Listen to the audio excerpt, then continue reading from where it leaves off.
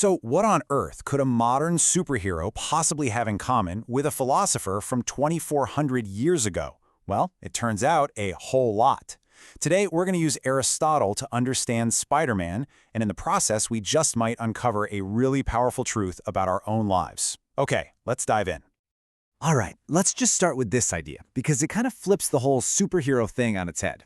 The argument is that what makes Spider-Man a hero has absolutely nothing to do with a radioactive spider. It's not about the webs. It's something much, much more human, and it's something every single one of us can access. And this is important because this whole conversation isn't really just about comic books. It's about a feeling, a very modern feeling of being stuck. You know, that sense that so many of us have. Even when we know we have talent, we know we have potential. Have you ever felt that? You know you're capable, but you're just spinning your wheels, not really going anywhere? Well, the source material actually has a name for this. It's called the Peter Parker Roto phenomenon. Roto means broken. It's this idea that there are broken Peter Parkers all around us, people with all this potential, who are stuck, held back by something they can't even name. And according to this analysis, that feeling isn't just you being in a bad mood. That anxiety, that emptiness, that guilt that just kind of lingers, they're not random. They are symptoms. Think of them like your soul's check engine light, flashing because you are actively avoiding a weight that is specifically yours to carry. So what's the fix for this feeling of being stuck? Well, believe it or not, the answer comes from a 2,400-year-old idea that we've kind of forgotten how to talk about. And that idea is virtue, but specifically the way Aristotle saw it.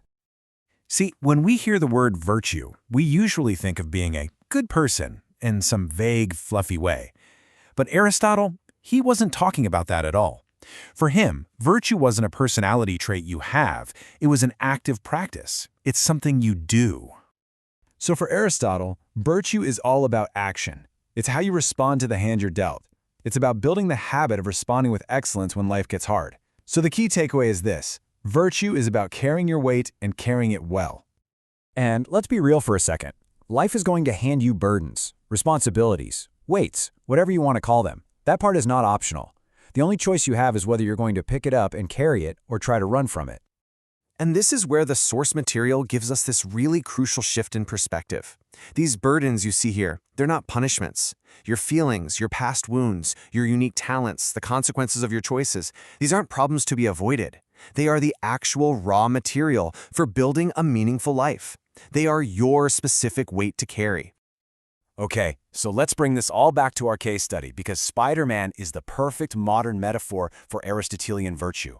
Think about it. He gets this power he never asked for, and his entire life story becomes about his choice to carry the incredible weight that comes along with it. And this chart just breaks it down so well. His heroism isn't just one thing. It's this commitment across all these different areas of his life. He takes the emotional trauma of Uncle Ben's death and turns it into his purpose. He uses his professional skills, his scientific genius to innovate. He carries all of it. This is his virtue in action. And this right here, this is the absolute soul of Spider-Man's character. He is terrified, like, all the time. He doubts himself, he gets beat up, he faces villains who are way stronger than him, but he acts anyway. That is exactly what Aristotle would call courage. We see this play out perfectly in the movies, right? Remember in Spider-Man 2 when he tries to quit? He throws the suit in the trash. He gets some temporary relief, sure, but his life completely falls apart. He feels empty because he's running from his purpose. But then, when he chooses to carry the weight, literally stopping an out-of-control train, it's agonizing, but in that moment, he finds meaning and he saves everyone. So what does this all mean for us, the people without spider powers? Well, the source material argues that the exact same principle applies. We find our meaning, our strength, not by trying to make life easier, but by choosing to carry the burdens that are rightfully ours. And the whole process starts with some radical honesty. It begins by asking yourself this one simple but very difficult question you see here: what weight are you avoiding? To help you figure that out, the analysis gives us 3 heroic questions to use as a guide. Number 1, what weight am I avoiding carrying? Number 2, what is mine to do that only I can do? And number 3, this is the big one, what would my best, most excellent self do right now? Just asking these questions starts to shift your focus from what's easy to what's meaningful. And this three-step protocol basically turns all that philosophy into a concrete game plan. First, you have to name the burden, get specific. What is it really?